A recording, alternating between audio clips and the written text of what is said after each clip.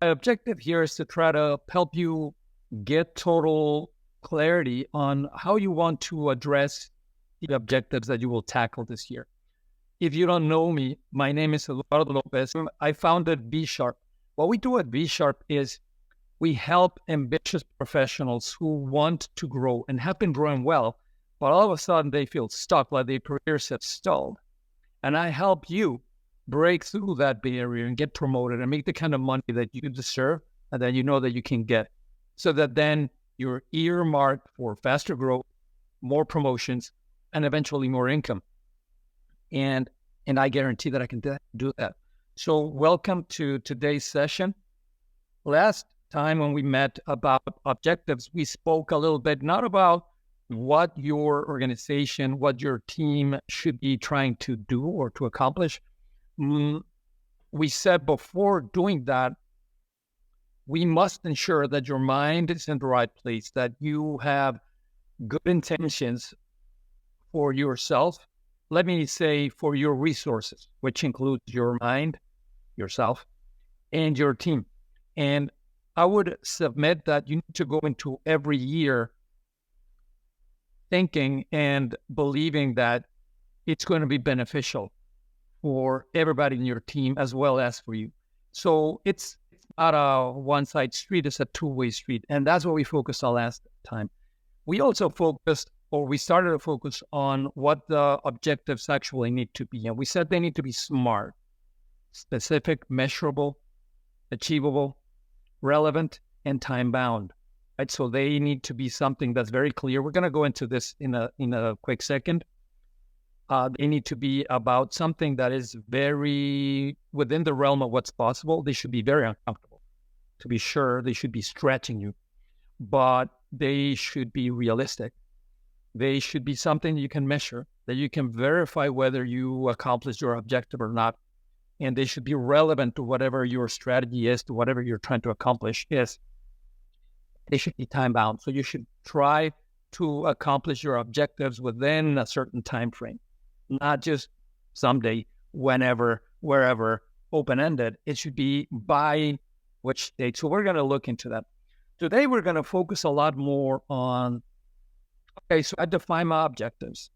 What are things that I should be thinking about when thinking about that, when thinking about my objectives? And one of the things that is most important is that you need to make sure that whatever it is and I'm going to assume that you are in the context of a company, be it your own or a larger corporation, your objectives, whatever you aim to accomplish, needs to support the strategy, the broader aim of that organization that you work for, even if it's yourself. So what's the bigger strokes? We also spoke last time, thinking about this, of a 12-quarter year, right? Where we said instead of a month, we're going to have a quarter. And that means that 3 years are going to look like one if we take each quarter as a month. So that you can have a longer term view and you think about that as a year and you can plan 12 different quarters as if they were 12 different months. So with that longer view or longer term view and the clarity of what your company is trying to accomplish, then your objectives should be supportive of that. And you should be able to create things that you will accomplish during the year that are going to increase the chances of your team helping the company move the needle towards where it needs to be at the end of the year, be it the first real year of 12 months or the 12-quarter period, which is 3 years. And one builds on the other, like we said. So why is that important? Well, it's not only to make sure that your energy is not dissipated in many different directions, in many different endeavors. It's also to ensure that you're spending that energy in ways that are very, very focused and ways that are difficult for people to get distracted. And hang on. I'm sorry, John. Somebody's on the Zoom call. Would you mind muting yourselves, everybody who's on Zoom? so that we don't get the echo, because I'm getting a ton of echo here. That'd be great if you could. Thank you. So I was saying the way that you ensure that your organization does that is through accomplishing your own objectives, and it also focuses the energy of your team, the intention, gives them something to achieve, and there's nothing more powerful than having people know that they are accomplishing something that looks in a certain way. They know exactly what their work is going to help the company achieve, and they know exactly what their work is doing for the broader benefit of the team that they're a part of. So there's a bunch of benefits. I want to share with you, let me see, I've never done this, but I'm going to share with you a slide here that I want to use for a quick second to talk about this. And hopefully you can see that graph there on the screen. It's that's a summarization, I guess, of what we look for when we're working with objectives, right? And to note a disclaimer here, it's just a summarization. It's a high level view. There's more things. I simplified it, but essentially what we want to do is make sure that when we do have goals, and I'm going to just highlight them like that, they are doing two things. They should be strengthening your people. So they should be developing the capabilities of your organization. And that means that you're going to have people who, when you move on, when you retire, when you get another job, when you get promoted, these are people that are going to take your job. That's the idea. That's the future leaders part of it. And one of your most important duties as a manager of people is to develop those that will come in after you, so that the company can continue to thrive even after you move on. And that's the best way to create competitive advantage. The other thing is the intellectual richness. So if the company has better and more ideas than its competitors, then the firm is going to do better in the marketplace. That's the simplest way that I can put it. But obviously, there's more benefits to that, right? These two things feed on each other. The degree to which you let your people develop is going to strengthen them to as leaders, and is going to broaden their view for the future, so that they can take your company, your own business, to higher places. Now, that's one aspect of it. The other aspect is the actual business health of the corporation, and there I'm including financial results, market share, growth. How successful are you going to be in your marketplace, whatever your marketplace is? It could be insurance, it could be a restaurant, it could be travel agency, it could be a big pharmaceutical company or a big electronics company. Whatever your company does, you want to do it profitably, and hopefully more and more, so that your stakeholders, and in public companies, the stakeholders are going to be your shareholders, benefit. Shareholders, okay. Getting complicated to write on top of my keyword here. You get to business health through improving the operations of your company. This looks more like day-to-day improvement. So you collect a little more than last year. You spend a little less than last year. Your cost to produce stuff is a little less than it was last year. And so there's incremental improvements that you need to continually pursue. And that's what I mean here by operational improvements. And I'm underlining that. The other very, very important piece, and we're going to talk about this in a second, is the breakthrough results, the breakthrough objectives. And what I mean by this word here, breakthrough, is by definition something that will be not continuous, that will be disruptive, that will be something hard to imitate or to follow by your competition. So that's an important consideration.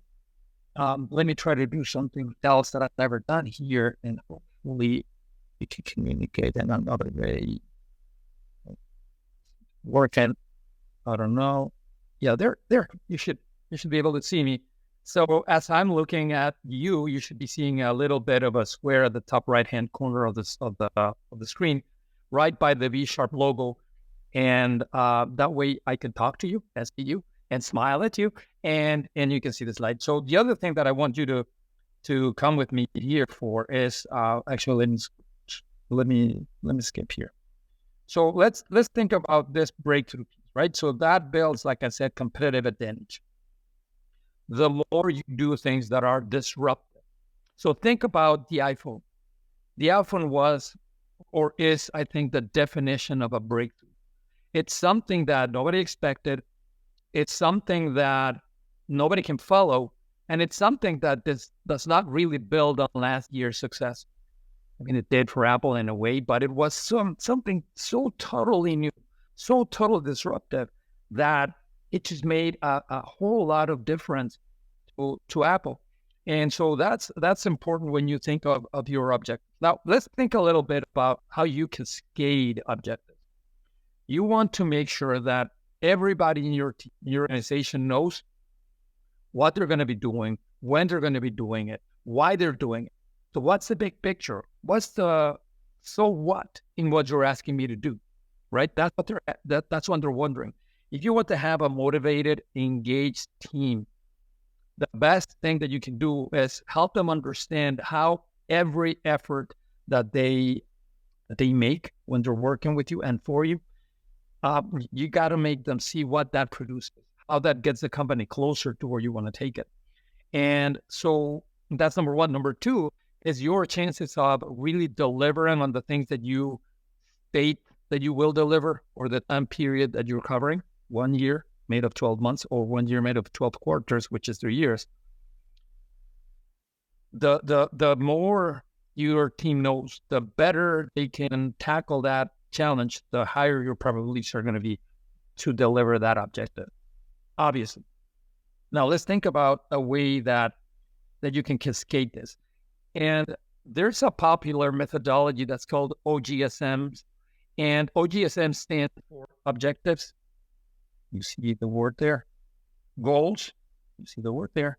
Strategies and measures. So that's a fairly widespread practice that is extremely effective. I used to work, and some of you know, many years ago in a great company called Procter & Gamble.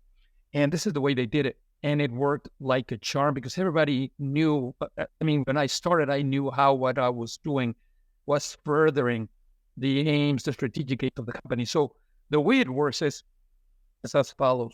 The company level, let's think of at the level of a company, right?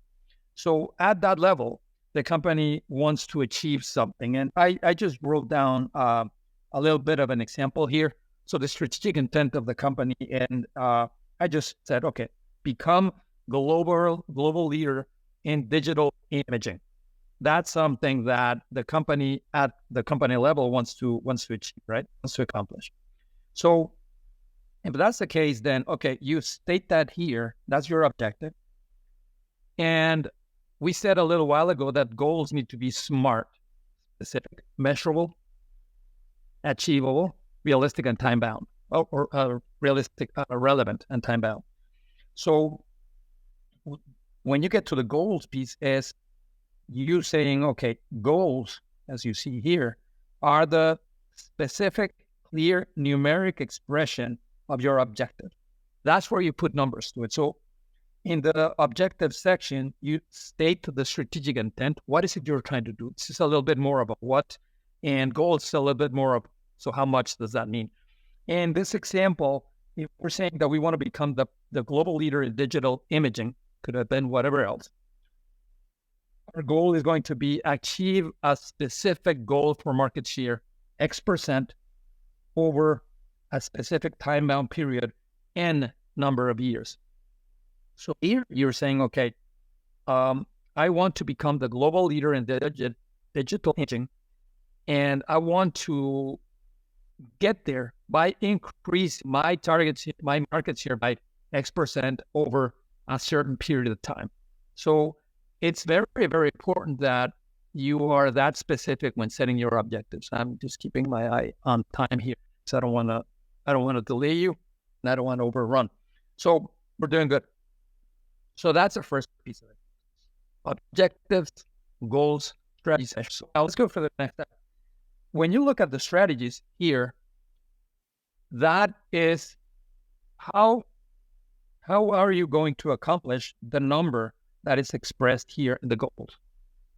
Right. So once you say, okay, I'm going to become the premier, the dominant digital imaging company, and that means that I'm going to achieve a market share of very specific number in a very specific number of days, months, or years, then you got to think at the next level down, which is, okay, so what do I do to accomplish that? And the strategy says exactly what this is what the strategies capture. So how will the company attain its goals? That means in a qualitative way, a description, you will say, okay, so in order for me to grow my market share to that level that I just described, within that time frame that I just described, I'm going to drive innovation based on, I don't know, laser technology or whatever, you fill in the blank. I'm not knowledgeable enough about the digital imaging industry to come up with a good example, but you get my meaning. I want to become the global leader in that industry. This is how I'm going to know that I got there. Numbers, time frames. This is what I'm going to do to achieve these numbers. So that's a strategy piece. And let me go to my screen here. And then what are the measures? So when I'm thinking about my my strategies, let me erase here so that I can clean up a little bit. So how do I know that I have been successful in delivering my strategies? Well, yeah, you know when you achieve these measures, right? So measures are again a numerical expression of whatever the strategy was. And the strategy is a qualitative description of how you're going to get to the goals. And the goals are a numerical expression of what your objective is. Now, how do you cascade that? So that's at the company level. To take it to the next level down, what happens is, you see the arrow here. You take the strategies and measures of the preceding level. Again, let me clean up a little. Okay. There you go. So you take the strategies and measures of the preceding level and you cascade them down to the next level, and the strategies and measures become their objectives and goals. Now they need to develop strategies and measures of their own at that level. So the process repeats itself. And whatever the goal is here, you need to now create a strategy to achieve that goal here. And you need to measure to accomplish that strategy. How do you know that you have delivered on the strategy at your level? Now, you think of the next level down, and the process repeats itself again. And so then you can go to the next level and you can say, okay, my strategies and measures are going to become your objectives and goals. And they take them. This is pretty much a copy paste of the level above. And they work out their own strategies and measures. And again, the meaning here would be, okay, so I have my strategies that, your strategies that become my objectives, your measures that become my goals. I need to work out what strategies I'm going to put in place so that I can deliver on the goals, and what metrics I will put in place so that I know that I have delivered on those strategies. And then happens again. The strategies and measures of this level become the objectives and goals of the level below, and so on and so forth until the last level in the company. That's how it's linked from the very top. The most global, most strategic objective of the company is broken down into numbers and is assigned to specific individuals. Now, let's go through the sidebar that I put in here. What I just described, OGSMs, complies with the prerequisites that we defined last time. So they are specific, measurable, achievable, relevant, and time-bound. right? So if you look at the pair of objectives and goals and strategies or measures, they're specific, right? When you say, hey, this is what I'm going to do, I'm going to become the premier company in digital imaging by this date. So objectives and goals are very specific, very measurable, but so are strategies and measures. So that's the first prerequisite that we're complying with here on the smart part of the screen here. Now, each of these pairs, objectives and goals or strategies and measures, has specific owners in this time bound, because we're saying, okay, you will, as you cascade it down, you're assigning it to people, to department heads, to regional heads, to team leads, to everybody in your team will know exactly, without a doubt, what they need to do, when they need to do it, how much that needs to be represented by percentage, money, or whatever else. And like I said, it is clearly time bound, and it must be relevant to whatever the previous level is trying to accomplish. So by definition, by the way we did the cascading here, we know that it's relevant to the previous level, because only if you are successful will your upper level be successful. And only if they are successful will their upper level be successful, and so on and so forth, so that the success is really relevant and aligned through the chain on down the line, right? So that's the beauty. Now, is this the only method that exists in the world? No, it's not. There's more. There's others. You might have heard of OKRs. Google's big on OKRs, objectives and key results. Intel invented them. Many companies use them. I know Motorola use them. I know that there's many others. Zoom Pizza Company in Silicon Valley uses them. So there's a host of companies that use objectives and key results.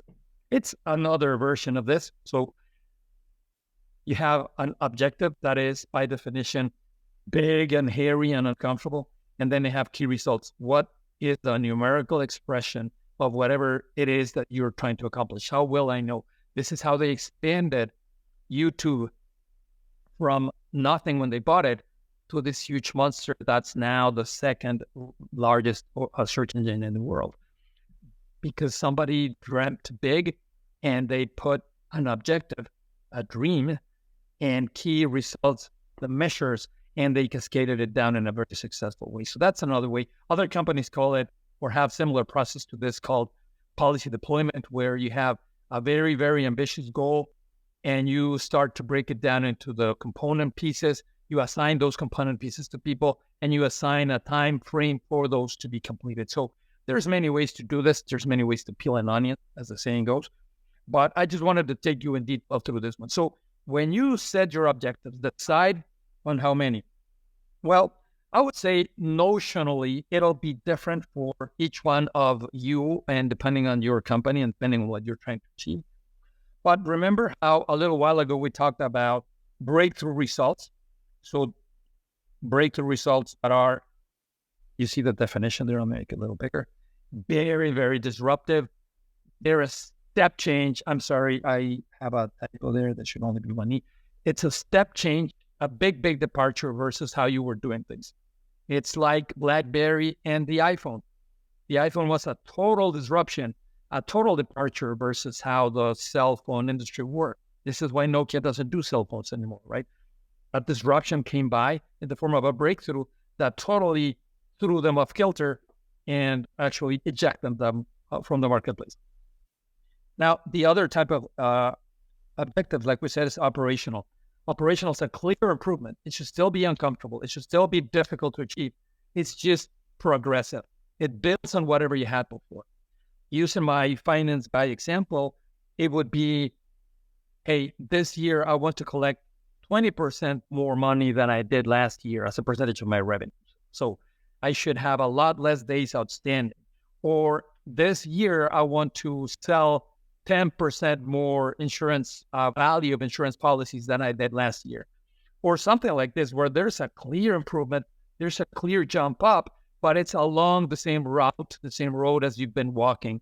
So it's progressive. And then within operational or even breakthrough, I would say we have organizational goals.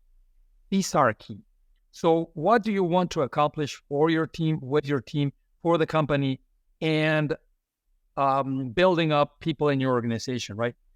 It's people who are better trained, people who have been promoted, people who have been changed for people of the right skill sets, of the right caliber. So you decide what it means, but you should focus on your organization. And again, notionally here, I'm indicating that you should have at least one breakthrough objective. So you should aim to do no more than 5 things in a year.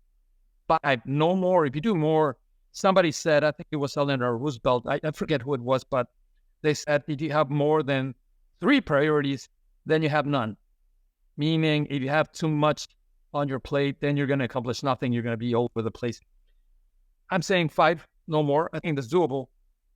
And the 5 objectives that I want you to try to set for yourself this year should be split notionally, as I indicate here. You should have at least one breakthrough result, at least one. Make sure that you think hard about what is it you're going to do that nobody else has done, that nobody else can do.